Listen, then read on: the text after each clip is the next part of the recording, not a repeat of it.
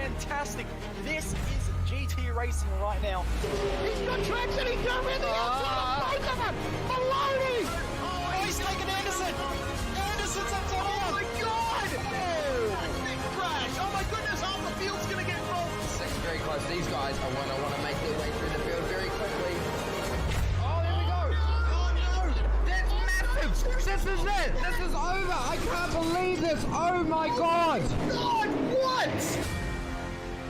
Assist to the front bumper, and he hits him again now. Rayon Fowler into the outside wall. He's gonna pass nearly 3 cars down that front straightaway, and he's gonna get them all done with. What amazing! Racely to the inside goes Logan Clapman is gonna touch in. Pit press sideways. What a save! Look to the outside as Cronkite goes off. De Jong into second place. I'm going for the switchback. Oh, pinpoint driving. Is howling down to the inside. I tried, there's contact though. Slide left of the racetrack. Chris Benner drives it back down underneath, and he takes that second spot right back. Joker goes to Garrett Lowe. Garrett Lowe should take victory with all that contact. He's going to try and make the move around the outside the parabolica. That's not going to work, but he's going to try and get the cut back here. Get the run out the parabolica. That's beautifully done there. Makashube, there's a little bit of door banging as well.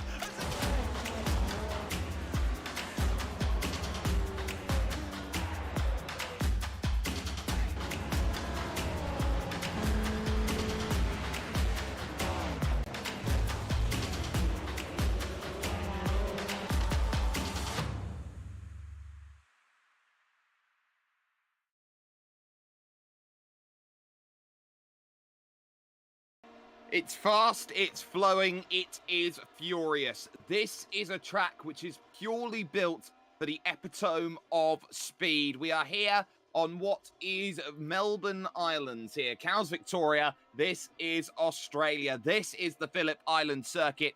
This is your iRacing Grand Prix Series. Round 2 of the championship, and now focus going to be very much on who can find themselves in the best possible position. SimSpeed TV bringing you live and uninterrupted coverage here today of this wonderful, wonderful event. My name's Jake Sperry, joined alongside by Sam Cooper Bennett here for action brought to you here today from this wonderful track. Qualifying currently underway at the moment. You've got 8 minutes or 2 laps, whichever comes along first. And at the moment here, it seems like it's Diogo Oliveira who's got the fastest time on a 105.080 at the moment. Every reason to be happy and excited at the moment does the Brazilian right now. But still, a number of drivers still have to put times out there on the board. Cedric Beal, and just getting out on track here, Sam, championship leader and reigning champion, Matteo Ugolotti. Yeah, Matteo Ugolotti, what a performance he put on last week at Circuit de Catalunya. Can he do the same here this week? It's a very fun, fast-flowing track with that very difficult end section near the end of the lap. So, going to be interesting to see how he can handle it this time around and see if anybody can actually catch him this week. Well, Bradley Philpott was the main challenger last time out, but Oliveira does go quicker by about 0.03 of a second on a 105.017. So good enough then to jump up to the top of the timing stands at this stage. Thomas Bartosic having a really strong qualifying. He's done his 2 laps, 105.1. That's good enough for 3rd place at the moment. Reynaldo Augusto, good qualifying as well, up in 4th. And Adam Gleeson there in what is the fiercely forward McLaren MP430, looking really, really punchy and is someone who's done really well. Cedric Beal on screen right now has got 1 lap down in the book at this stage. Is only, though, in 12th position, wants to improve a little bit more than that, heading up over the hill at Lukey Heights, down the hill into MG Corner. Yeah, Cedric Beal looking for a much better performance this time around. Was taken to the showers very early last week. We'll be looking for a much better result this week as he comes out of the final corner down towards the line. See if this is an improvement. And it will be up 1, but yeah, still probably not going to be happy with being outside the top 10. Well, 1 position isn't going to cut it right now. Liam Buckley in the number 18, looking to charge away towards the line. 21 flat first sector, 20.3 second sector. Let's just hit the brakes and make sure we got no worries at all. Here comes the championship leader then. First lap of 2. We'll have time to set the second lap as well. It's a very hard 8 minutes here in terms of this one. Once the clock ticks over 8 minutes, that's it. Times are done. That's in difference to open qualifying, where you get 8 minutes and the end of your lap. So here comes Ugolotti to the line and puts a 1:04.9 down on the board. Immediately a tenth quicker than anybody else. He's been the fastest man in all of the sessions earlier on this week, and he's just proven it again. Yeah, absolute mark of a champion here is Ugolotti putting on an absolute worldie of a time here at Phillip Island, and he's probably looking to do the same on his second lap, as he's looking even faster than he did the first time around.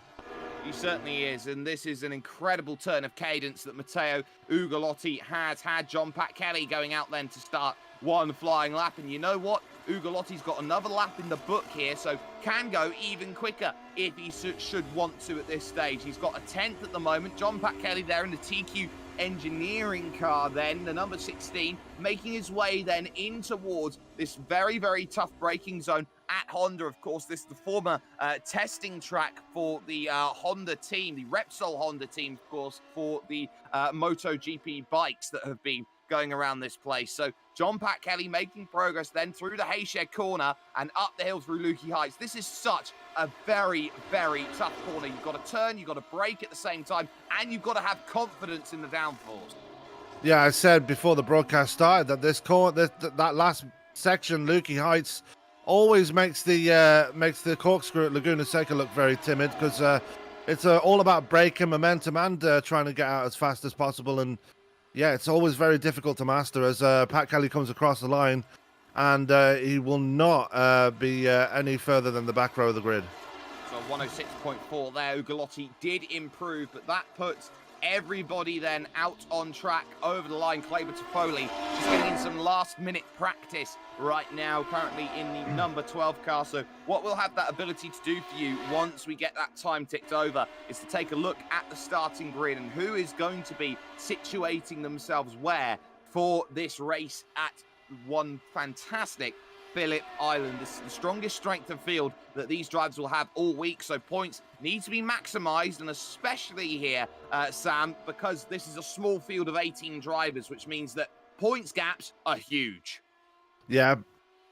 Well, we're going to have a little look here, Sam, first and foremost at this track map. So we're going to zoom on in to where we are. We are in Australia. We are very much on a brilliant section, the likes of Winton, Canberra, Sydney, Bathurst up at the top, Tailem Bend and Adelaide over across to the left. But we find ourselves just south of Melbourne here today as we are just about getting ready to grid up at this stage. We zoom on in, thanks to Google Earth, to this wonderful island right on the very coast then of this one, as we are near Cowes, Victoria, Australia. This track opened in 1928 as a street course, modernised in 1956, and then current form 1988. This one all sorted out. So 12 turns of real difficulty, but the grid as follows. Matteo Ugolotti then on pole position, 104.823. We'll have Diogo Oliveira alongside him. In the M40M car is Bradley Philpott there in third position, with Thomas Bartosic in fourth. Then it's Adam Gleeson and Reynaldo Augusto, fifth and sixth positions. Nico Veiranen starts seventh, with Jorge Martinez in eighth. Then it is ninth place for Samuli Veiranen, and then rounding out the top 10 is Kleber Toffoli. Yeah, Klaus Siemitz in P11, Cedric Bill hoping to do a lot better this week in P12, Liam Buckley in P13, 14th going to Thomas Tatari, Kent Nielsen in P15, 16th going to Ray Griffioen, 17th to Adam Webb, and John Pat Kelly rounds out your field of 18 here today. Drivers then just getting themselves situated and ready. Matteo Ugolotti makes everybody wait then as the start procedure will happen. It's 45 laps then here today, and the battleground starts now as we get ourselves underway. It's a very good start there from Philpott. Bartosic absolutely did well. Horrible start for Gleeson there from the third row. He drops way back as they run to Doon Corner for the first time. Turn 2 to Sutherland. This is going to be the big point where they hit the brakes, and it looks like we've got ourselves a little bit of in the back. Bradley Philpott then goes spearing straight across the track. Is he able to keep it out of the wall as Cedric Beale as well in troubles? It looks like Bradley Philpott was not able to keep it out, and he's definitely not happy about it. Another terrible start to the race for Cedric Bill. He just cannot get the look right at the moment, as for the second race in a row, He's got some serious damage on that number 4 machine, and we'll have to take it back to pit road and possibly retire the car again.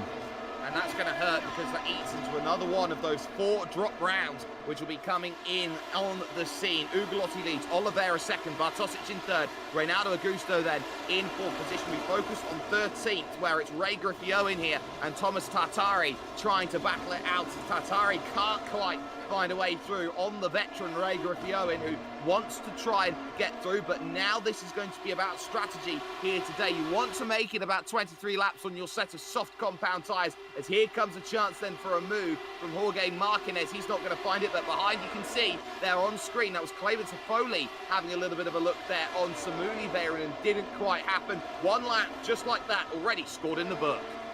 Yeah, and they're making their way down towards the very difficult hairpin.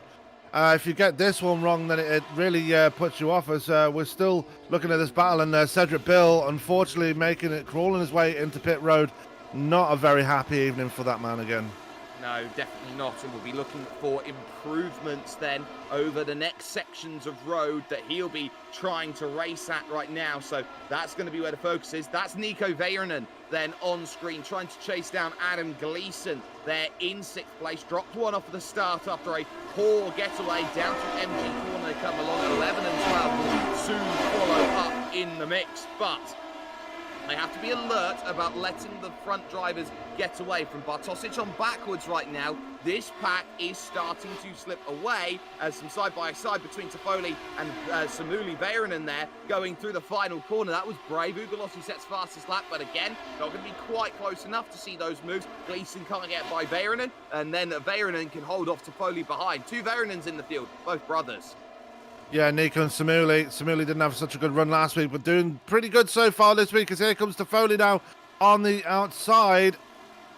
Make that the inside now. It changes the transition, and Veyronen able to hold on through the hairpin. But yeah, the 2 Veyronens looking very punchy early on in this race. They certainly are, and both are punching in different ways. One is effectively trying to attack, the other is trying to defend then in this very interesting battle. Bradley Philpott is out and away from the pits. He's got a change of front wing, and he's got himself going again. He's been struggling a little bit over the course of the week with the fact that he's adopted 2 rescue cats, and he's had them attack his hand a little bit, so he's had to recover from that whilst he's been racing. But we focus on Kent Nielsen at the moment, who is there in 12th place, getting a good run on Klaus Siemens here in this battle for 11th. Siemens going nowhere off of the start. The DRS, that drag reduction system, which is fully operational and available for these drivers, but just not enough there to really get through, because they're heading at around 300 Ks at the end going through, and they have to be careful, especially that driver in front there. Of course, Liam Buckley very nearly running off the road at that tricky turn 2. Yeah, and it's hostilities resumed between Siemens and Nielsen. Remember, they had a pretty sizable battle last week at Catalonia. Siemens looks to the inside through the hairpin, and Nielsen trying to hang it through for the inside line, coming through the next section. Able to hold on for now, but Siemens looking very much the faster driver as they come down, as they head towards the final part of the course.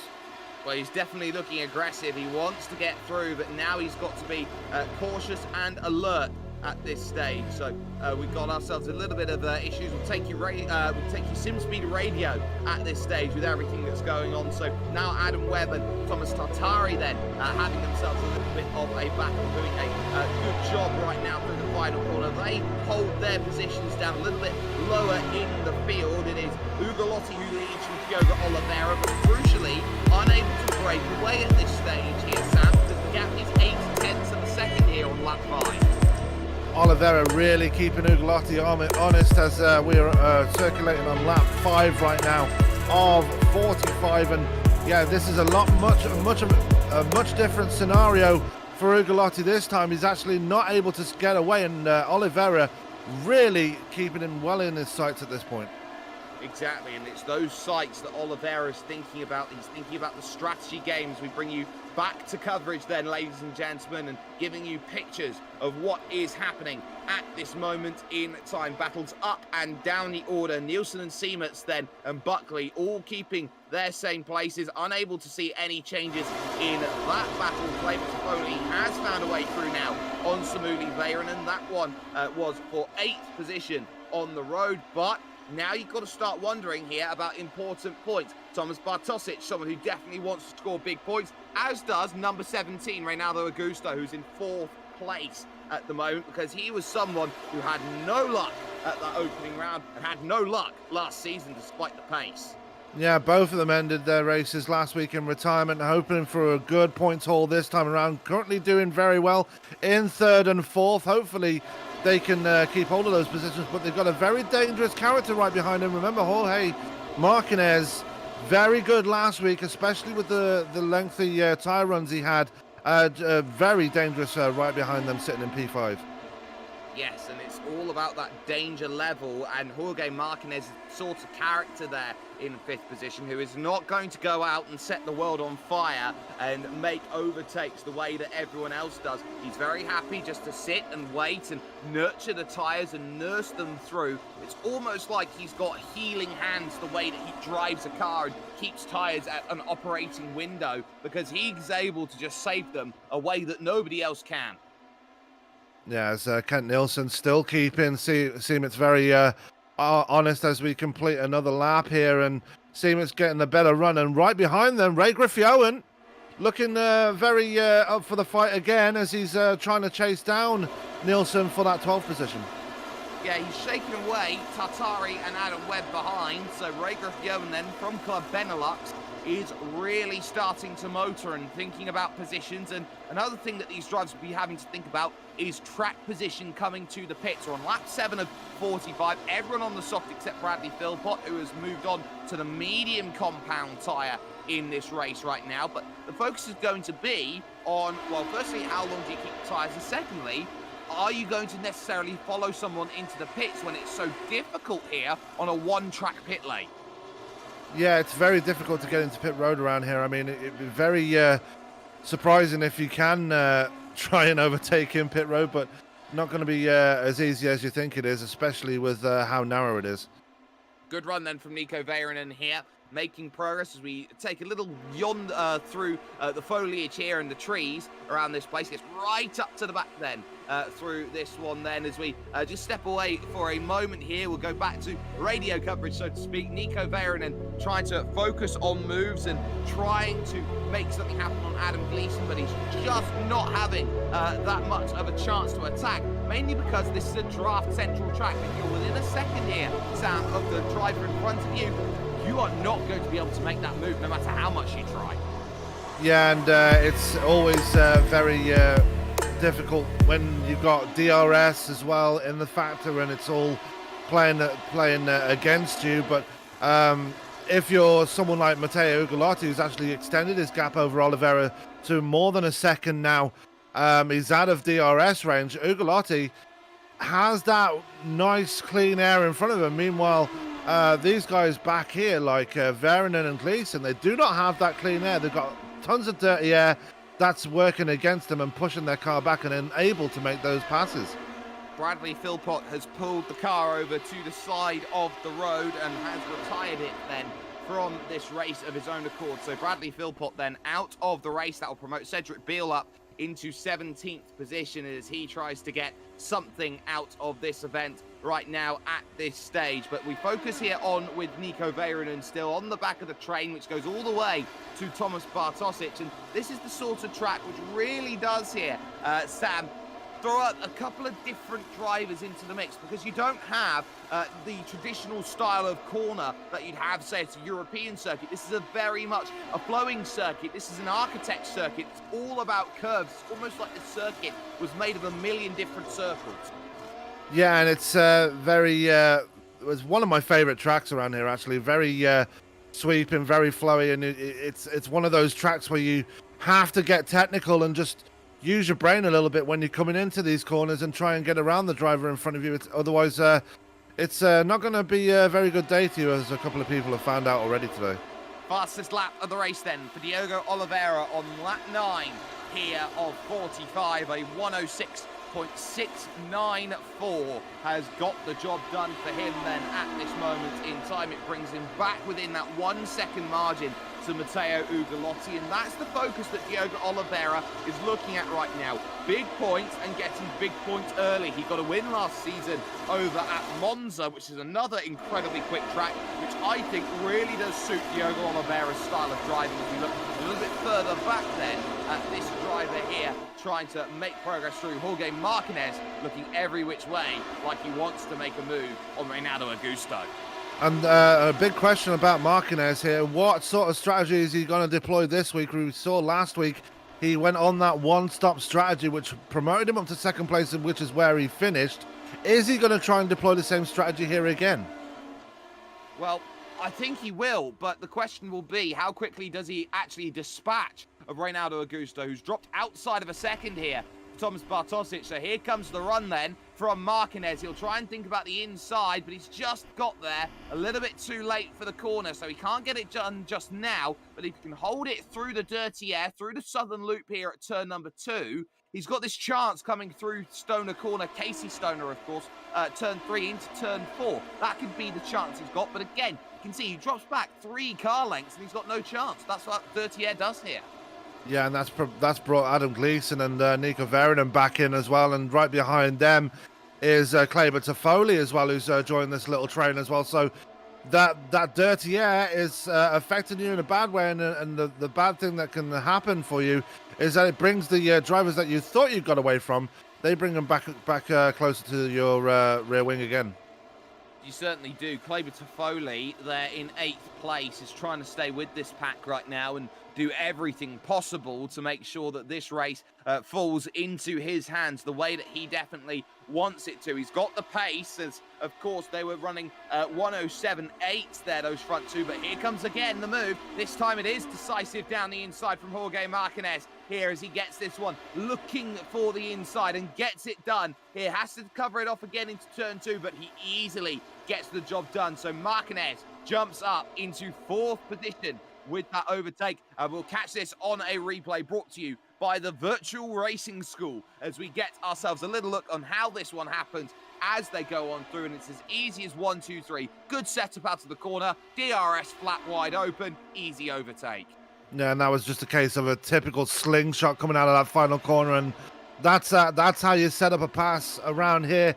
Get that slingshot, get the speed, use your DRS, and get the job done before you enter turn 1. Fantastic move there by Martinez. Yes, it's a wonderful move, and it does just slowly shuffle the positions. We look a little bit further back to Klaus Siemetz and Kent Nielsen, still in line at the moment. The Canadian Kent Nielsen against Claude Diach then, and of course Klaus Siemetz. And that MG corner, you talked about how the corkscrew at whether is it now? I can't even remember the name. It's changed so many times. But at Laguna Seca, yes, I was trying to get the sponsorship on top of it to be correct. But at Laguna Seca, you talked about the corkscrew. Well, here comes Kent Nielsen first and foremost, trying to find a move to the outside and get the move done. And he is going to try it around the outside, but he's not going to get there as we focus on Adam Gleeson. The point I'm trying to get to at the end of the day of my long and ambiguous ramble is the fact that you've got gravity against you there. It's such a tough corner to brake for. Yeah, it's always difficult to break downhill. I mean, well, you're braking.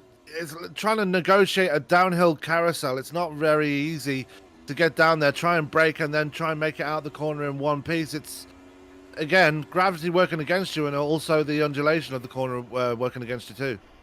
Through Lukey Heights then and down the hill, we'll try Adam Gleeson here, looking to try and make that move happen, and at least for the time being is going to be trying to set up through these 2 left-handers at turn 11 and turn 12. A little bit of a wiggle from Renato Augusto on the exit of 11 as he's trying to deal with what is a very squirrely McLaren MP430 in front, and the chance now starting to arrive for Adam Gleeson, who can put the nose up the inside here and dive for the move. He will do as they go side by side through one. Inside line then for turn number 2 goes Reynaldo Augusto's way. But if you can put the power down like Gleeson was trying to, you might have a chance coming towards 4 with a big lunge. That's going to be an opportunity. Leaders closing down the gap down to 0.4 of a second as this 3-car scrap. Oh, hello. Oh. Suddenly there goes Nico Veronen with a dive. Very cheeky move, very Ricardo-esque, very there. Lick the stamp and send it, and he definitely sent it right there. Gleeson falling back when he just thought he was about to get a position there. Well, he thought he was going to get a position, but ultimately he did not. He lost one, and that is the case of what happens when you overtake. And immediately, Veronen trying to attack Reynaldo Augusto through Lukey Heights. It wasn't quite there in the offing, but again, that waiting game becomes a very important factor around racing at this stage. Top 2, nose to tail right now, half a second between them as they go through turn number 1. And first taker into the pits, Reynaldo Augusto, no surprises, tyres starts to become a factor here in lap 14. Why? Well, it's actually quite a cool track today, 20 degrees. Yeah, and even though it's a cool track, those corners, those sweeping corners, and we've mentioned it a couple of times here today, that they will still have an effect on the tyres, and that's probably what's hurting Augusto, as he was losing time and falling backwards, and felt it was time to bring it in for some fresh boots. Yep, a very good decision. He's back out and away again in 16th position, about 10 seconds back of John Pat Kelly. So that's going to be worth keeping in mind, as he will very firmly be going to a 2-stop strategy today in this race. Soft tyre, soft tyre, soft tyre. And again, Veronen now losing the place out to Adam Gleeson, who's got the move done. And he's done it down the inside of turn 4 with a mistake from Nico Veronen, but he couldn't cement the move until they got to Lukey Heights. Yeah, and good job that he got the move done before Lukey Heights, because it's almost impossible to pass down there. Now, Veronen has to really put his head down to try and get back up to the back of Gleeson and try and get around him again, but Veronen probably suffering the same tyre trouble as Augusto was, just not able to keep up with the back of the number 6 right now. Kleber Toffoli dives down then into the pits and will look to try and make that stop a very successful one, covering off Reynaldo Augusto's move, and maybe the undercut might have helped. He's actually gone onto the yellow-walled medium compound tyre as he gets himself back out of the pit. So he is going for a one-stop, but a different way to make the one-stop work. And that is something that we have seen more and more, that the medium tyre is slower, yes, but you do get a lot more life from it. Absolutely, and obviously you got the soft, the medium, or the hard. Obviously the hard would be probably the most difficult one to choose, but the medium, definitely the one you want around here, especially with the tyre wear, and the medium will definitely last longer than you think it does. It certainly does, and it's worth noting as well, if you have a tyre that lasts longer, you can do more consistent laps for longer, and that's why in the second half of stints you see that medium tyre come back into those sorts of battles compared to those soft tyres, which very much peak and hit a cliff earlier than others. There's the top 2 at the moment as we look at Jorge Martinez now, who has found the back of Thomas Bartosic, who has been slowly losing time to the leading 2. That gap has opened up to 9 seconds to Matteo Ugolotti, and it's a search there down at the inside from Jorge Martinez, but he wasn't going to have any of that in terms of an overtake. He's now got to sit patient and wait a little bit longer for his opportunities to make moves. Yeah, if I was Jorge Martinez, then I'd probably wait until the pit stop to try and get the jump on him, but knowing Jorge Martinez, he might try that one stop again, as we've seen him do last week, and probably just needs to be a bit more patient right now and wait for Bartosic to make that pit stop, depending on what Bartosic uses for strategy here tonight. Well, we're about 6 laps away from a one-stop being a reality, and on cue, it's almost as if you summoned it there, Sam. Thomas Bartosic diving to the pit. Yeah, definitely on that 2-stop strategy as he brings it down in towards pit road. Actually, we'll find out actually when he comes into pit road, as Ugolotti's on pit road as well. Yeah, so race leader goes first into the pits as he puts on the medium compound tyre to get himself home and dry from here. So he comes back out. There's 2 types of pit exit here. Got the short one and the long one. He's got such a gap between Adam Webb and Ray Griffioen. He can then use that short pit lane to get himself back out on circuit again. There's no ideal in terms of where you need to be to take those, but it's traditional. If you know you're going to be side by side with someone, you take the long one. Now this is a case of, can Oliveira make those tyres last, go soft, or is he in a different race? That's Nico Verinen off. Yeah, big incident there for Verinen. Not a very happy incident as we go to the VRS replay. Let's have a little look at this then as he goes through turn 3 towards turn 4. The issue is going to be under braking as he can't get the car slowed down into the corner. He's going down 4th gear, 3rd gear, locks the inside fronts, and then, oh, well, I've got nowhere to go from there. Grass isn't as good as asphalt to keep going. He finds a reverse, which is very tough to do in these sorts of vehicles, and somehow keeps it going at what cost? Well, he's down behind John Pat Kelly now.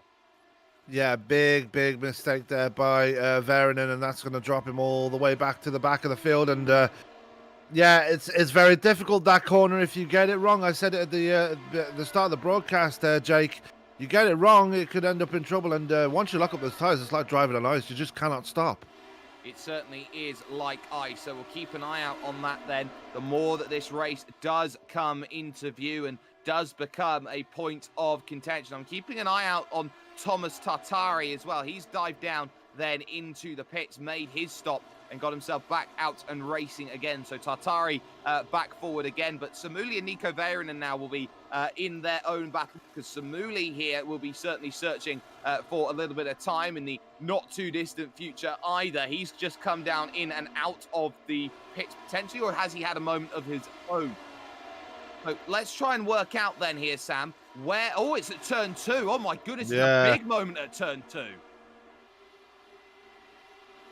So we're going to try and have a watch here, Sam, but turn 2, we've just caught it.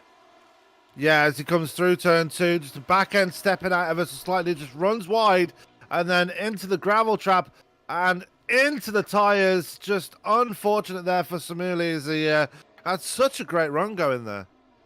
God, it's so amazing here. Those two having an incident one lap after another. First it was Nico, then it was Samuli who found himself in troubles then out there on circuit. So all of these drivers who are out there right now, as we caught another little look of the replay brought to you by the Virtual Racing School, these drivers all having to be careful because they're now reaching the limits of what the tyre can do for them. On cue, in comes race leader Diogo Oliveira at the end of lap 20.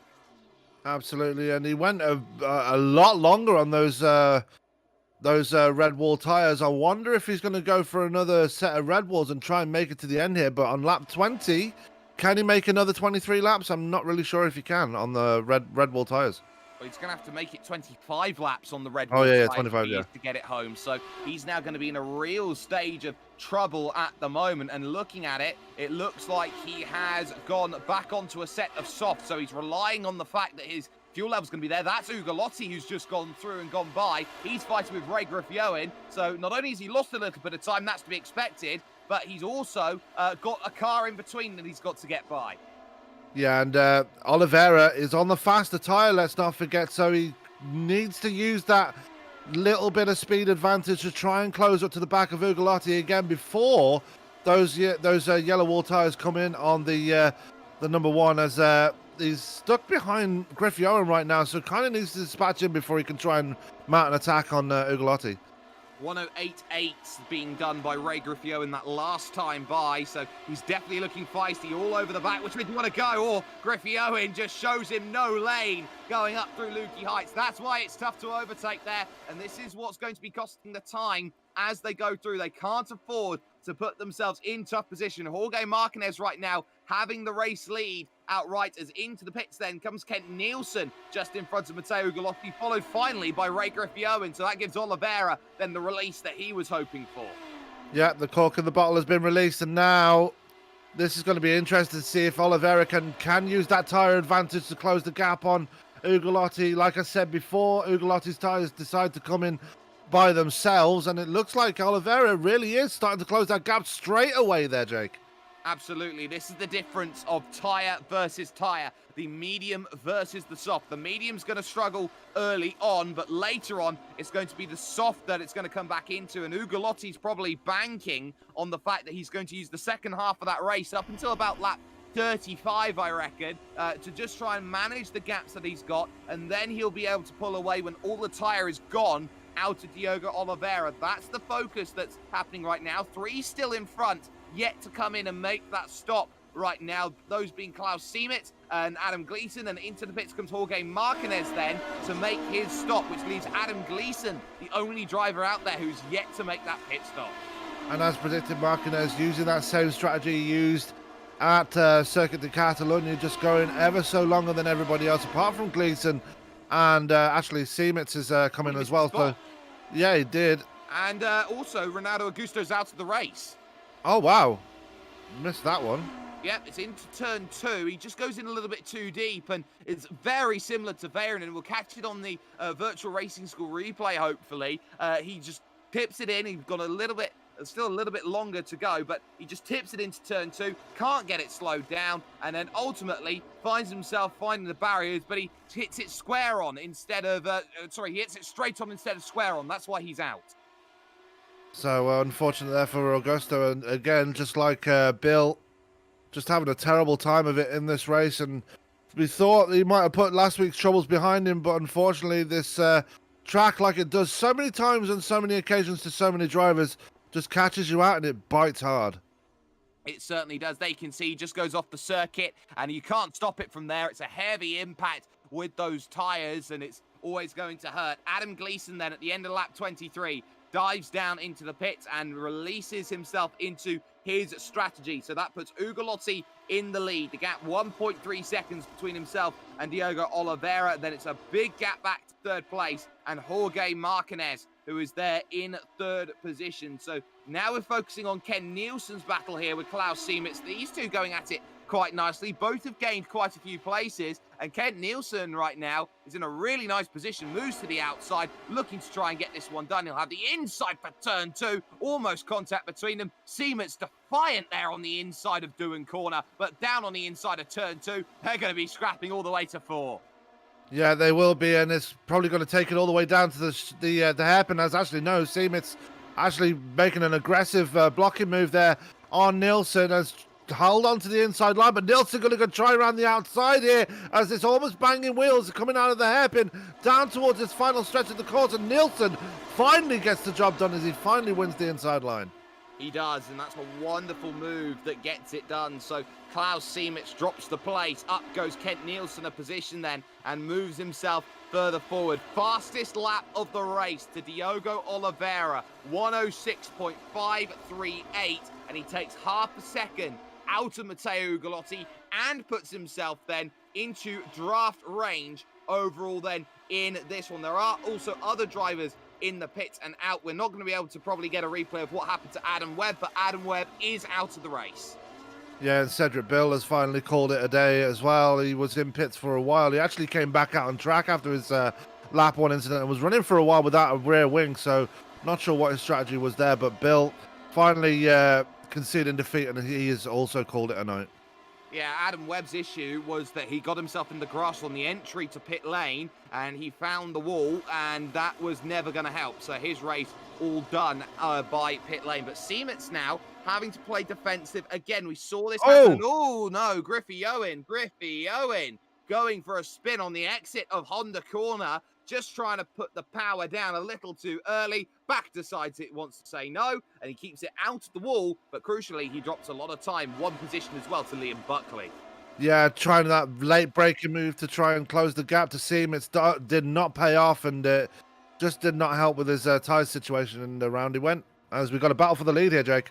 We certainly do. It's on like Donkey Kong at this stage as Diogo Oliveira and Matteo Ugolotti try and figure each other out. Now, if you're wise here, if you're Matteo Ugolotti, you might actually decide to just defend this one as much as you can. Not use the tyres, but just place the car in the middle of the road here, Sam, because you know the longer that it takes for Diogo Oliveira to get by you, the more chance you have of winning this race. Yeah, the longer Ugolotti can keep Oliveira behind him, it plays more into his wheelhouse, because obviously, like you said before, Jake, those tyres that are on Ugolotti's car, they might be difficult to work with to start with, but they do come into their own after a few more laps. And obviously, Oliveira on the soft tyres, he's going to be burning them off a lot quicker than those medium tyres on Ugolotti's right now. He certainly is, and this is going to be where you find key moments in these sorts of races. Diogo Oliveira's got to figure out a way through on the Italian champion and championship leader here, Matteo Ugolotti. He's got to focus on the way that he makes that move, and he's got to cleverly craft it on top of that as well, because this is a track which is like chess. You have to work out moves in advance, laps in advance. Where is the move going to happen? And this is the prodding and poking that we're seeing right now from Diogo Oliveira. Yeah, and it's ending in a bit of a stalemate right now if we're going to make another chess suggestion, but not able to make that move. And again, it's that dirty air that's working against him. He's not able to get close enough to try and make a pass here. Yeah, that's very much the case. We're down to 14 runners in this field right now. One lap down, Thomas Tartari is there, but down the hill they will try and go as we focus back on Liam Buckley and Klaus Siemetz now making their way through the right-hand corner then of Honda towards Siberia, turn 6 out there on the track, and that big wide line. Siemetz just about able to hold his station right now. Yeah, Siemetz just falling off the back of Nielsen after that big battle they had. Now having to defend from Buckley, and Buckley looking very strong in this second half of the race now. He certainly is. He's up in 9th place, and he's doing a really good job of things as well. So he has every reason to be happy and to be excited with the way that he is actually driving at the moment. But we focus again on the race lead and look again at Matteo Ugolotti. He's just struggling a little bit off of the exit there with a couple small wiggles to go through. But again, that middle sector is very prone to that dirty air effect, and you have to be very reliant on the mechanical grip through those corners. So Diogo Oliveira is just holding station, hoping he can get a good run, and he needs it through turn 10. He's got to work 10 to his advantage. If he gets this one working nicely, which he's done pretty okay with that time, he might have a chance to get into turn 1 and 2. Yeah, absolutely nailed Lukey Heights right there as he comes out through the final corner right now, and he's doing exactly what he needs to do, does Ugolotti. He's just putting his car in the exact right places it needs to be and keeping that number 5 behind him, which is crucial, again, with the tyres in mind. As here comes Oliveira around the outside. Big move around the outside, and it's going to be Oliveira with the inside line coming through to the left-hander, and Oliveira might just take this here, Jake. It's not over yet, though. Ugolotti's still got overlap here as they head to turns 3 and now turn 4 here, but he's surely going to have to yield. He sends it back up the inside, but can he get it slow? Oh, you bet he can. Up and under tries Oliveira then, trying to get through. Just a channel between them as they go through. Round the outside of Siberia, still not going to find. Gloves off right now in terms of this race, and Oliveira, that may have just been the one chance. Yeah, and he's going to try it again coming up towards Lukey Heights, but just not close enough this time by his next. If he's going to have one more chance after this one, it's going to have to be through that first section. He seems a lot faster than Ugolotti around that part.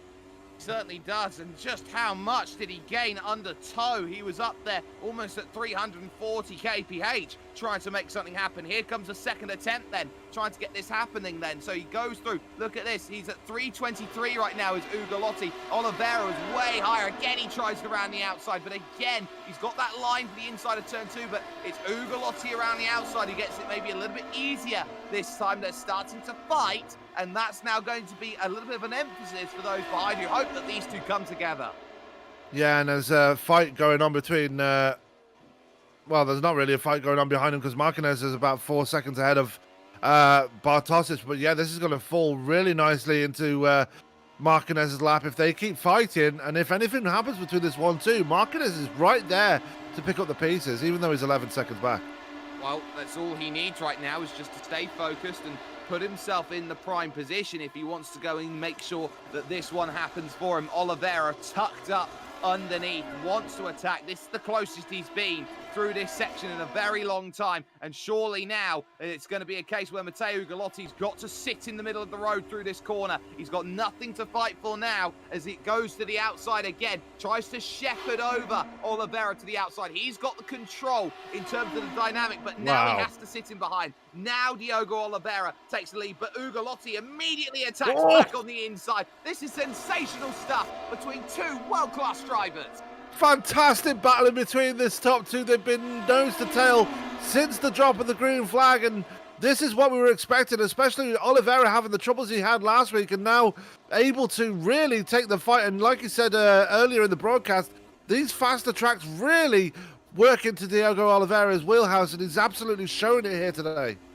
He certainly is. These two are hammer and tongs at this moment in time here in Cal's Victoria at Phillip Island here. Just a stone's throw away from Melbourne as on the brakes down the hill again at MG Corner. We've been focusing on them for 4 or 5 laps at this point, and there's still, get this, 14 laps to go when they cross the line. So there's still a long time for this race to be decided, but every lap feels so important. And now that was a little bit of mind games from Ugolotti, making a double jink of movement.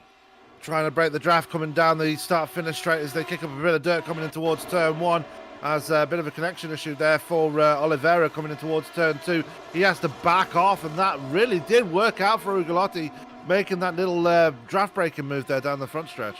I wonder if he's also trying to cool the tyres off a little bit, the way he's been trying to be aggressive and try and stand in good stead through all of the battling that he's been doing so far. Oliveira may just be keeping himself calm for racing going on a little bit later on in this one. We've still got, though, those battles out on track. Buckley still staying in range with Klaus Siemetz as well. That gap 9/10 of a second at a moment. So this stage for Liam Buckley, he's now got to be careful about being dropped here by Klaus Siemetz as the gaps really are starting to form here in this pack. Yeah, and he's not letting him get away. That's the most important part of it also. Buckley staying within firing range and not letting that number 13 car out of his sights at all. And that's important for if Siemetz makes a mistake, then Buckley will be there to take that position away from him. Yep, easily done. So Liam Buckley is going to be in full focus mode, trying to make sure that he can chase down who he needs to. They do have a little bit of traffic in front in the form of Thomas Tartari, so they'll have that to focus on. Oliveira has closed back down that gap again, taken a lap to just cool himself down. That gap was half a second over the start-finish line, but now you're starting to put that pressure on and turn the wheel. But you have to also remember, Oliveira is pretty much trying to fight and get through on borrowed time right now. That he is, and Oliveira is definitely on borrowed time now. Just think about how those soft tyres are starting to probably try and work against him now. Ugolotti's in that prime position now, where his medium tyres are going to start coming into their own, and he's going to find a lot more speed in that number 1 machine, whereas Oliveira is not going to have the speed he once had when he came out of pit road. I wouldn't say it's finding speed from Matteo Ugolotti. It's just going to be a case that Diogo's going to lose his quicker. That's the difference that we have. But again, tucked up underneath with the DRS, thinking about the move once, twice, but again, has to just sit in behind at a 10th.5 back, going through turn 1 at Doohan Corner into the southern loop then at turn number 2, and trying to put the power down on the exit. We won't see a move this lap, but next lap, that's the focus now for Oliveira. Yeah, and that might be last chance saloon for Oliveira with regards to his tyres again, and that is the main focal point in this second part of the race. How much longer can Oliveira's tyres last for before he decides to drop off the back of Ugolotti? Oh, it's not a decision that he would be making. It would be down to everybody else in terms of this one. Liam Buckley then in 9th position has now got himself a lot closer to Klaus Siemetz, and this suddenly becomes a case of, well, how do you battle? Well, over that last lap, he did get closer there, Sam, but by how much? Just 1,000th of a second only. That's not going to get the job done. Yeah, it's the very slimmest of margins, but still right in with the fight anyway as we go on board with Liam Buckley. Just nice and smooth for the left-hander as we go towards Lukey Heights, and very much, again, still keeping Siemetz well within his crosshairs as they come to Lukey Heights. Left-hander up the hill, down the hill, and it's going to be hard braking into that right-hander. Definitely going for it this time around as he really closed that gap down to Siemetz as we go back to the lead battle, and Oliveira is still right there. That was a defensive line from Ugolotti. He's trying to cover off moves now, and he's taking that very narrow line. It's a lot more open and I would say more profiled, that line from Diogo Oliveira behind through the corner, and it really sets him up quite nicely here as they run through the Hayshed corner here. This fantastic right, and it's not going to be a case of setting a move up here. It's about setting up into a range through this corner and trying to stay as much as you can behind the drivers in front, because you get all those turbulences, all of the different aerodynamic packages that are put on that McLaren MP430. They attack out of the exit then of turn 11, over towards turn 12, and now that front stretch once again, that Gardner Straight, always seems to bring about some wonderful battles. Which way do you want to go? Inside or outside? I'm going to cover the inside. You're going to have to go to the outside, Diogo, if you're going to make this one happen. And again, Ugolotti doing a great job and chopping the nose under brakes. Yeah, and you've got to be aggressive, and that's exactly what Ugolotti's been doing. And Oliveira managed to get around him once a couple of laps ago, but immediately Ugolotti managed to take it back, and that's what you've got to be, aggressive, especially when you're at a fast-track specialist, against a fast-track specialist like Diogo Oliveira. And Oliveira immediately tried to get that one back through 3 into 4. He wasn't going to find it that way. He'd have to be patient a different way if he was going to pick up that move. He knows what he wants, he knows what he needs, and he's not quite finding it. Meanwhile, traffic does not help Klaus Siemens through here. Liam Buckley's going to follow on through, thanks to Thomas Tartari, who is a lap down at the moment in this race, but not enough of a run there was given to give Buckley the chance, but he's in range, and that's the key right now. Range, slight mistake there, big wider line from Klaus Siemens. Yeah, he's within touch and distance, and he's also within DRS range now, and he's right on the tail, coming from the left-hander, looking up towards Lukey Heights, and definitely going to be... And almost a lead change there as they went on through. Again, Oliveira searching to the outside, and he's trying every which way to make progress through, but he just can't find it. He can't, and Ugolotti's doing ever so well to defend against Oliveira, just picking the lines where he needs to, being aggressive when it's necessary, and just able to stay out in front. But Oliveira is like that. He just won't go away. He's like a pest to Ugolotti right now.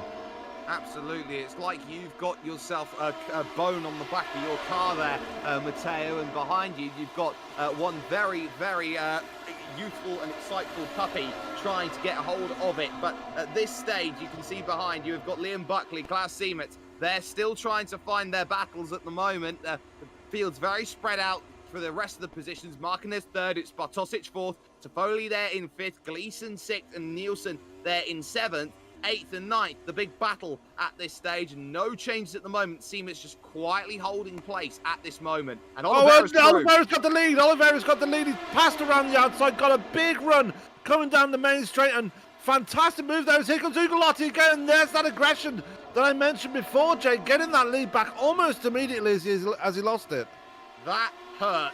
If you are one Mr. Diogo Oliveira, you try for lap after lap after lap to try and make it happen. We'll catch it on the virtual racing school replay, and the moment it's done, one corner later, no, that's mine. And I'm sure Matteo Ugolotti will keep that in mind as they cross the line. He was 9 thousandths down. It was a wonderful run going through as they looked to attack, but the key was that the door was still left open from Oliveira. He didn't defend the place as much as he wanted to, because Oliveira just slingshotted to the outside before he had chance. Yeah, I wonder if that was the last chance there for Oliveira, and he probably knew that as well, making that big move. But we're going to see right now as he comes out of the final corner, not quite close enough again this time round, but he wasn't that close. He was about the same distance behind. Oh, there's a very big chance he's going to get a big slingshot coming down towards turn 1. Big run again, but this time he gets the move done. But can he keep the door closed this time? He can't, as Ugolotti going to try around the outside again, Jake. He is, but no, he's maybe trying to think about turn 4. That might be the place he tries. Finally, oh, huge wiggle, oh, he's gone, Oliveira's gone, into the grass, hits the wall, and there goes the chance of victory. He did everything right except keep it on the island. That is the pressures that get yourself the chances here at the big PI. Virtual Racing School replay for Oliveira then as he comes through the left-hander, just that bit of a slip there, the tyres just wearing off ever just slightly too much, pushing too hard, and he just couldn't control it. Unfortunately, not able to hang on, and that is the race win gone for Oliveira.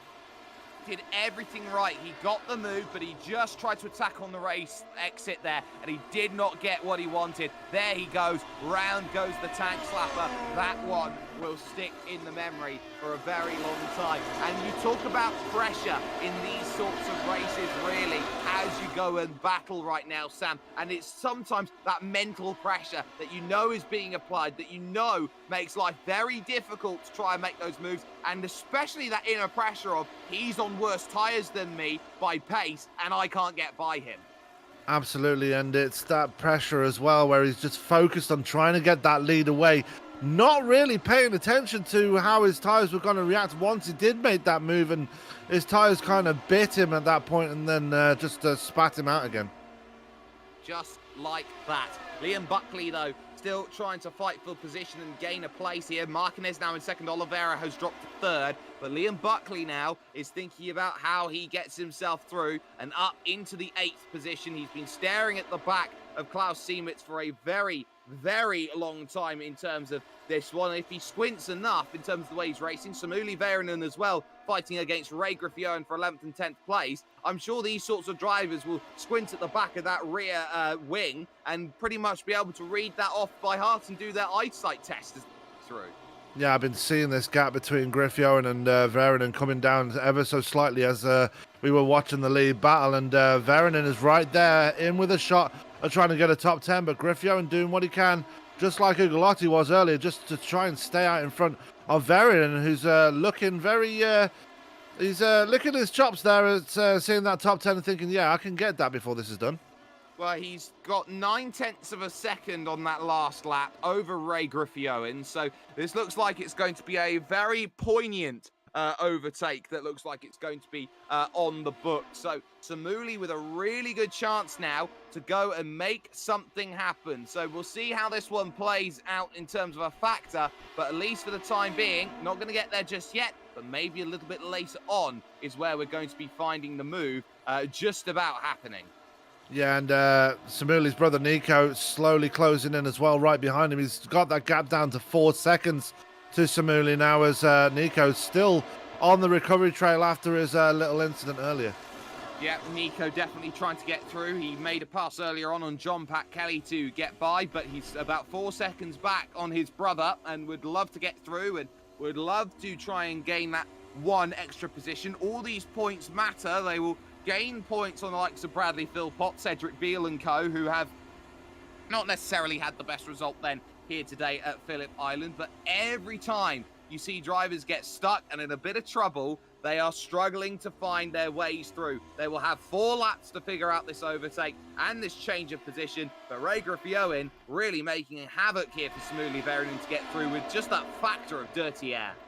Yeah, and dirty air will probably work against Samuli as he comes down the main straight now, looking for a pass, and Griffioen trying to break the draft, but there goes Samuli.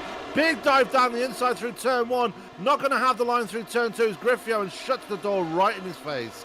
That pretty much wakes you up if you're Ray Griffioen.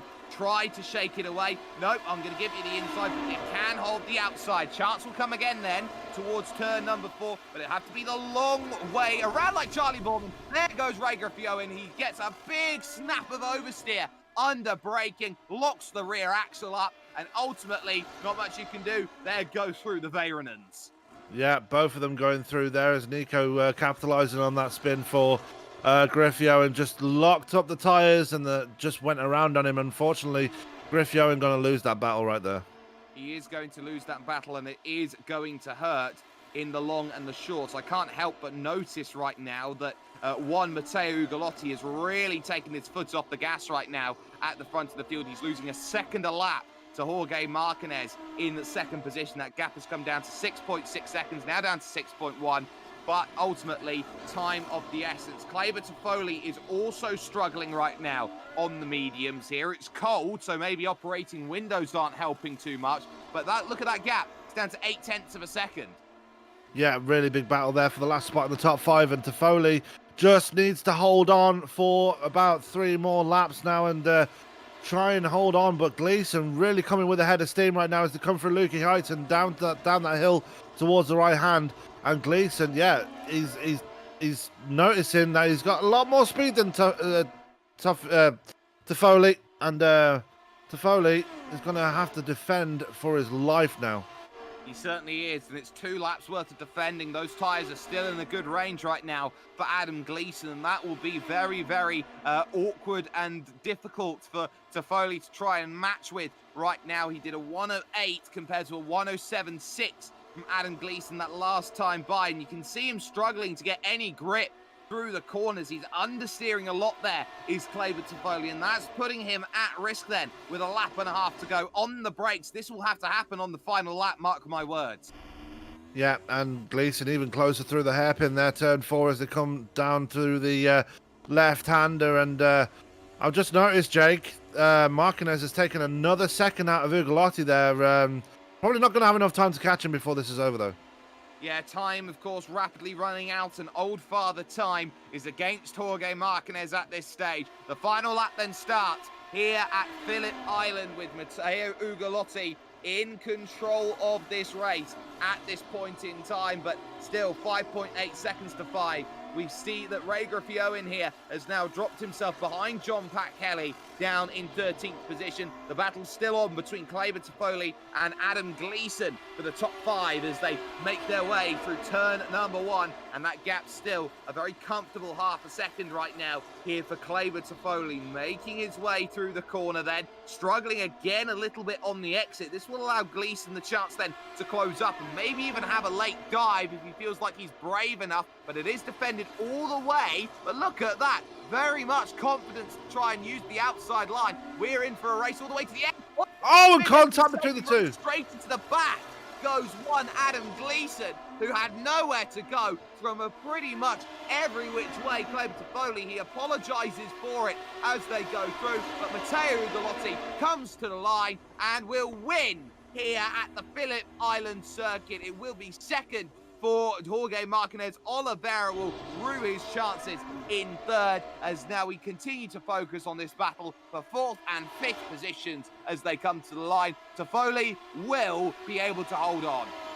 Yeah, Toffoli able to hold on for that top 5. Gleeson, that little contact probably just scared him out of it a little bit at the end there, but another great result by Ugolotti, but Oliveira made him work for it this time round, so Ugolotti probably going to be relieved that he got that win in the end.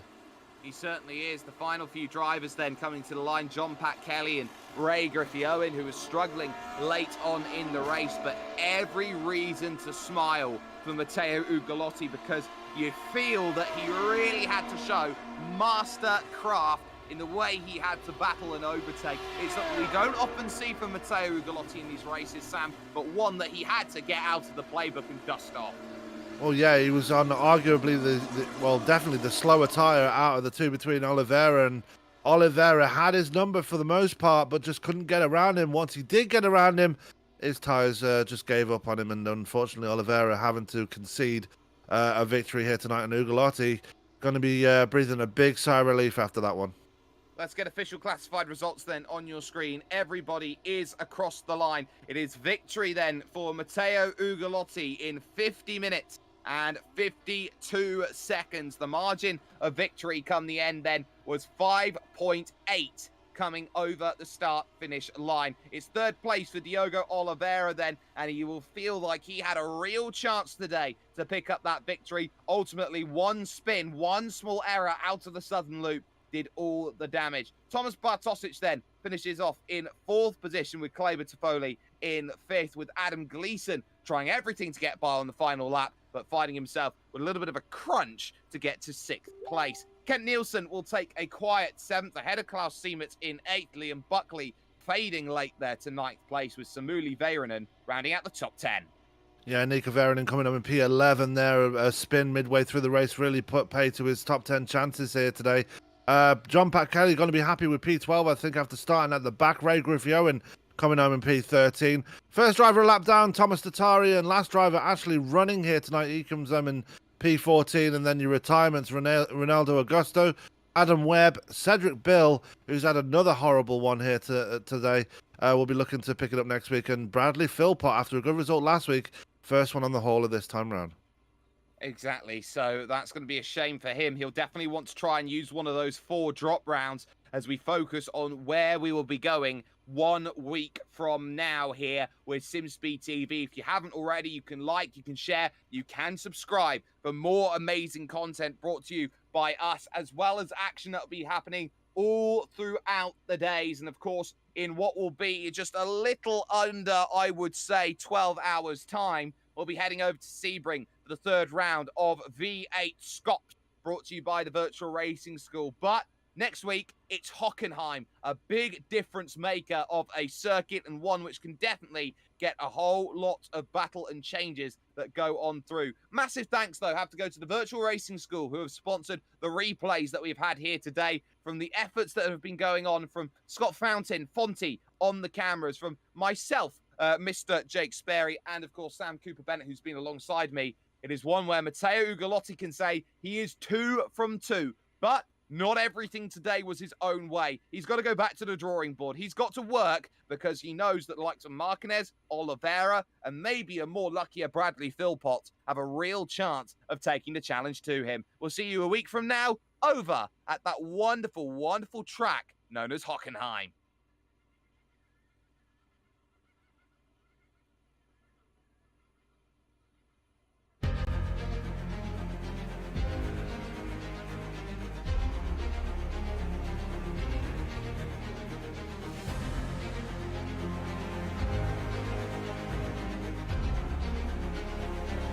This is fantastic.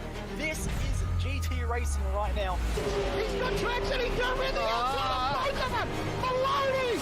Oh, he's taking Anderson. Anderson's up to here. Oh my God. Oh, big crash. Oh my goodness. Half the field's going to get rolled. Second very close. These guys are want to make their way through the field very quickly. Oh, here we go. Oh no. That's massive. This is it. This is over. I can't believe this. Oh my God. God, what?